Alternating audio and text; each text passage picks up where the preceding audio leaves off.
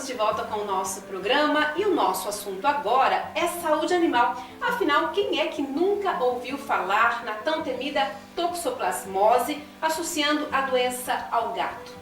Pois é, e para falar sobre este assunto, nós convidamos a médica veterinária a doutora Janaína Manfio Gindri e também a Ana Ritter Ascenso, que é da diretoria da ONG Focinhos Carentes, que inclusive está grávida, e trouxe a gatinha charmosa. Isso. Bom dia. Bom dia. Muito bom recebê-las aqui no nosso programa hoje. Obrigada. Doutora, primeiramente, o que é a toxoplasmose? A toxoplasmose ela é uma doença popularmente conhecida, até de forma errônea, como a doença do gato, e ela é ocasionada por um protozoário, que é transmitido através das fezes dos gatos, podendo acometer aves, mamíferos e inclusive nós, seres humanos. E existe um enorme mito, né, em torno desse tema, culpando principalmente os gatos domésticos como responsáveis pela transmissão da doença, mas isso não é verdade, né? Eles não são os únicos. Isso, exatamente. A maior forma da transmissão da toxoplasmose é através da via oral, primordialmente em função de alimentos contaminados. Então, até a gente tem relatos que o maior surto de toxoplasmose no mundo aconteceu numa cidade no Paraná em função da contaminação do reservatório de água. Então, a maior fonte de infecção realmente é através de alimentos contaminados, carne mal passada ou crua e, por último, através de contato direto com as fezes do gato. Na verdade, ingestão acidental das fezes dos felinos. E como que é essa transmissão pelo gato, pelas fezes dele? Certo. O gato ele vai estar eliminando o ocisto da toxoplasmose, que é a forma infectante desse protozoário, apenas uma vez em um episódio na sua vida. Esse ocisto, a partir do momento que ele entra em contato no ambiente, ele vai se tornar infectante, nocivo aos mamíferos após 24 horas. Então é um período longo. O que vai acontecer? A maior forma de infecção através das fezes é quando vai se manejar a caixinha de areia do animal, ou o animal acabou defecando no jardim e aí a gente vai fazer o trabalho de jardinagem sem proteção, sem uso de luvas, e após isso a gente acaba não higienizando as mãos como deveria e acaba colocando na boca. Então essa é a única maneira da gente se contaminar com a toxoplasmose diretamente pelas fezes do gato. Vamos supor, se o gato fez cocô no pasto e a vaca foi ingerir o ocisto, ela vai ficar armazenando esses ocistos na sua musculatura, na carne que a gente come. E a partir do momento que a gente ingere uma carne mal passada, que não vai inativar esse ocisto, a gente se contamina e desenvolve a doença. E as grávidas devem tomar mais cuidado, né? Exatamente. A gente tem essa maior preocupação em relação às grávidas, porque durante a gestação, se uma grávida chegar a se contaminar, pode ocorrer a transmissão para o bebê, e causando várias consequências, a mais conhecida popularmente que é a cegueira, mas até problemas mais sérios como convulsões, e em alguns casos mais drásticos até abortamento. Então, o ideal para as gestantes de modo geral é evitar comer fora de casa nesse período, alimentos que você não sabe como foi processado, como foi bem lavado, né? Tem até o protocolo certinho, algumas formulações comerciais para você deixar a alface de molho durante certo tempo para eliminar esses oocistos. Não comer carne crua ou mal passada de maneira nenhuma durante esse período gestacional. E ter um pouquinho mais de cuidado com o manejo em relação aos animais. Né? Trocar diariamente a caixinha de areia, usar luva, né, para se proteger. E uma coisa muito básica que todos nós devemos fazer, independente da doença, é sempre higienizar bem as mãos antes de se alimentar, que vai estar evitando bastante doença. E você está fazendo tudo isso, né? Tô fazendo tudo isso. Vou almoçar fora de casa, corto a salada, né? Não como salada. Parei de comer carne crua, quase mal passado, que eu adoro, né? Por mais que eu convivo com gatos desde pequena, desde que eu acho que eu tenho, desde que eu me lembro por gente, eu convivo com gatos, né? Estou na minha terceira gestação, nunca tive problema com eles, sempre tive todo o cuidado, tive todas as minhas gestações saudáveis, né? E sempre com o manejo de filhotes, ou na minha casa ou resgatando. Esse aqui foi um resgate, acabou ficando, né? Vai ficar na família. A gente mantém o vermífugo em dia, faz as vacinas, com todos os cuidados que o animal tem que ter para ter uma vida saudável mesmo, né? E assim, eu peço para as pessoas, não abandone os animais quando você descobrir a gestação. Tome os cuidados, sabe? Não precisa pegar e deixar o gato lá fora, não deixar mais ele entrar dentro de casa. Não, sabe? Cuida.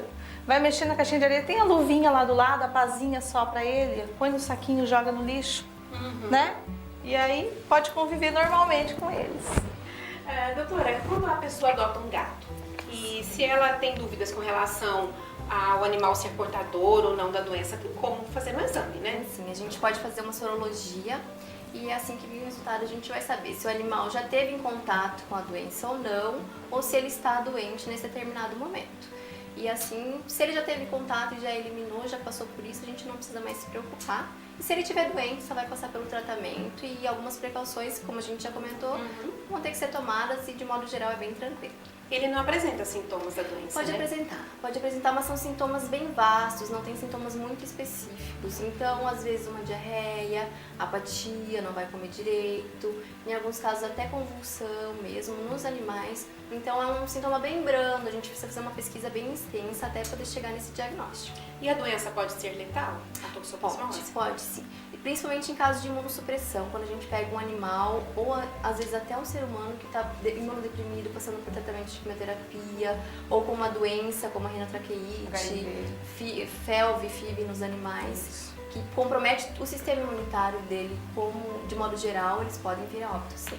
E os sintomas da doença no ser humano? No ser humano também são sintomas brandos, né? Quando não se trata de gestante, dores de cabeça, diarreia, algumas manchas pelo corpo, poderiam se estender a sintomas mais graves, como cefaleias, episódios de convulsão também. Então é bem brando mesmo. Vai ter que fazer todo um relato epidemiológico do que aconteceu com o proprietário, saber se teve contato com o gato, se comeu carne crua, para então poder se fechar um diagnóstico. É um pouco complexo a respeito disso. E o tratamento ele é mais demorado também, Exatamente. né? E ele é um tratamento complicado, não é? Exatamente. Ele é um tratamento longo, precisamos controlar principalmente a imunidade do animal para ele não se tornar reagente novamente, né? Mas é passível de tratamento, sim. Lembrando sempre que não é bom nem ingerir e nem dar carne crua. Exatamente. Os felinos eles vão se contaminar através da ingestão de carne crua já contaminada pelos oocistos e até mesmo através da caça de roedores, passarinhos. Então quem tem felino sempre estimular eles a comer ração. É uma alimentação extremamente completa, eles não precisam de nada além disso, ração de boa qualidade, porque muitas pessoas acabam adquirindo os gados e estimulam eles a caçar roedores, passarinhos, e é nesse momento que ele acaba se contaminando. Verdade. Aproveitando que a Ana está aqui, que é da ONG Focinhos Carentes, vamos deixar umas dicas para o pessoal de casa, porque fim de ano tem festas, muito tem abandono, Réveillon, viagens, né? Viagens. E assim, chega dezembro, as nossas denúncias de abandono, elas triplicam, sabe? É difícil você ir embora ou viajar e você ter os animais. Eu sei porque eu morei muitos anos fora da minha cidade, quando eu vinha para ver minha família, era um caos. Primeiro que tinha vários animais, segundo que eu tinha que achar alguém de confiança, tudo. Mas sempre se dá um jeito, né? Fale com o vizinho, entre em contato com alguma protetora, sempre vai ter alguém perto para ir lá alimentar, sabe? Você não precisa ficar lá com o animal. O animal, ele é melhor ficar na sua casa com alguém de confiança, que vai lá, né? Os gatos, eu acho mais complicado de você levar num hotelzinho, num pet, ou levar na casa de alguém, porque o gato, ele gosta da casa dele. Ele não fica na casa. Ele não fica, não. E assim, ele se assusta. Então, põe alguém seguro lá para ir tratar, para limpar o quintal, deixar tudo limpinho.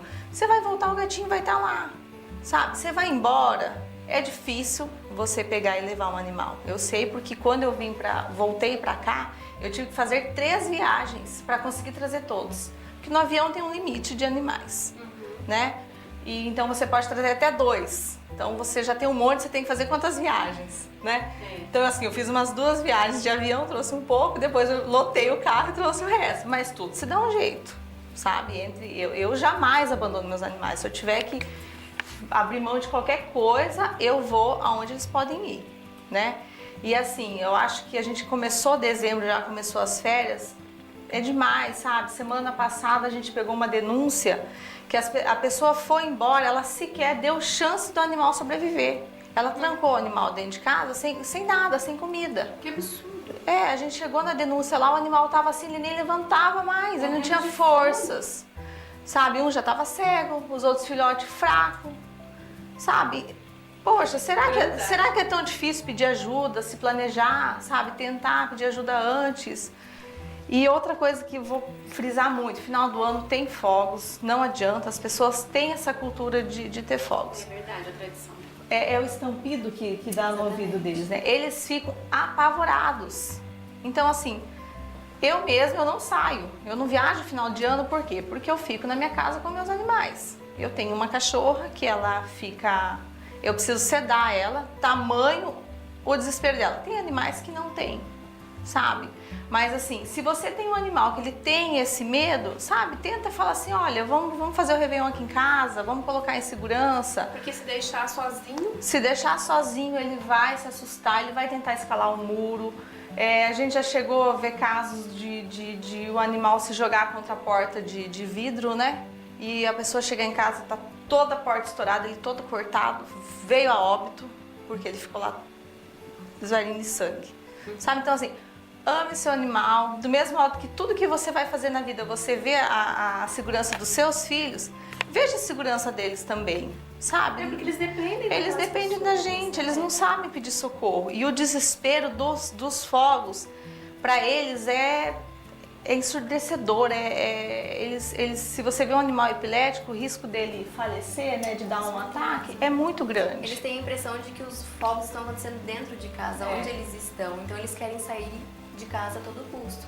E aí é onde vem acontecer os maiores acidentes. Os cachorros querem sair e os gatos se escondem. Os gatos se escondem. Eles tendem a se esconder mais. Eles tendem a se esconder. Você olha, eles estão tudo embaixo da cama, tudo louco. E os cachorros não, ele pula. A gente teve agora esse jogo do Grêmio que ganhou. Meu Deus, a gente acessou a página no outro dia, tinha mais de 30 pedidos de cachorro, até que escalou o muro, sabe? Que a pessoa tentou pegar no colo e pulou e quebrou a perna. O outro lá que foi pra clínica, que tava grudado na grade. Porque eles não têm noção de onde eles vão, eles querem, sabe, escapar.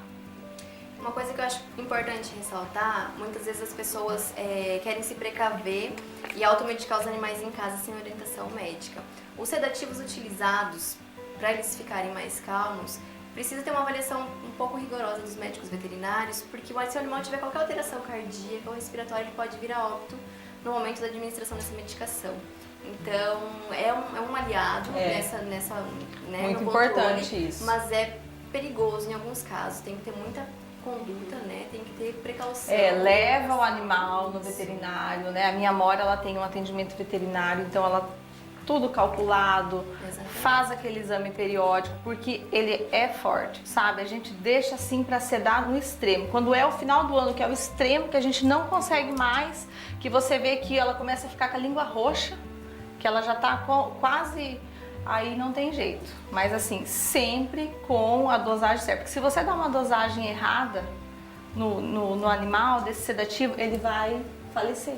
Ele não volta, pode pericitar, na verdade, ao invés de ele ficar calmo, ele vai ficar mais efeito contrário, né? Efeito contrário. É verdade. Olha, muito obrigada pela presença de vocês aqui, viu? Adorei a entrevista, bastante informativa. Eu confesso que eu aprendi muito também com essas informações obtidas aqui no nosso bate-papo. E o nosso programa está sempre aberto, viu? Obrigada, a gente que agradece o convite, tá? A gente adora estar aqui, é o segundo, né? Agora veio a Charme e vamos lá. E temos muitos assuntos ainda, viu? Muitas novidades. Para 2018. Eu quero dizer, muitas novidades, vem muita coisa legal por aí. Que bom, viu? Mais uma vez, muito obrigada e um bom dia. Obrigada, bom dia. E a gente faz uma panadinha para o intervalo e volta daqui a pouquinho. Até já!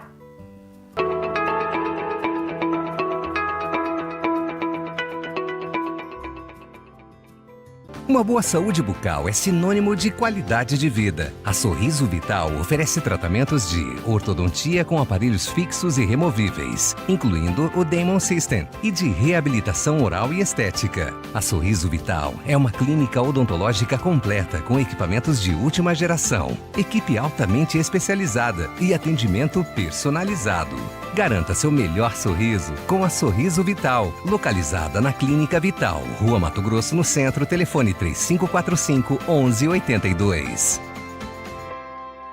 Raquel Balestrin, biomedicina estética, tratamentos faciais e corporais, atendimento personalizado que garante os melhores resultados em procedimentos estéticos como harmonização facial com toxina botulínica, preenchimento facial, microagulhamento, peeling químico, lipopapada enzimática, melasma, limpeza de pele, intradermoterapia e carboxiterapia para gordura localizada, celulite e flacidez, entre outros. Raquel Balestrin, biomedicina estética, localizada na Rua Santos Dumont, 210, Bela Vista. Telefone 99669-8877.